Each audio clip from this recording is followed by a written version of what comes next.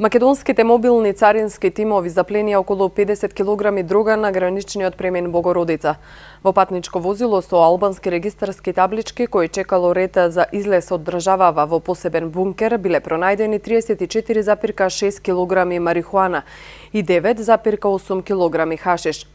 Мобилните тимови вчера ја направиле целосната и детална контрола на возилото кога во подот ги откриле 49 пакувања зеленкаста тревкаста материја, обвиткани со црна трака, а по вештачењето е откриен нивниот состав. Според царина, дрогата е набавена во Република Албанија и била наменета за црниот пазар во Република Грција и во Република Турција.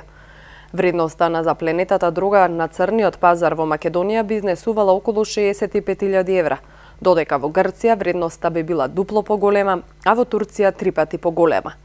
Од почетокот на 2018 година до сега Царинската управа заплени околу 662 кг марихуана, од кои најголемата заплена е во јануари, кога на граничниот премен Богородица беа пронајдени 309,6 кг.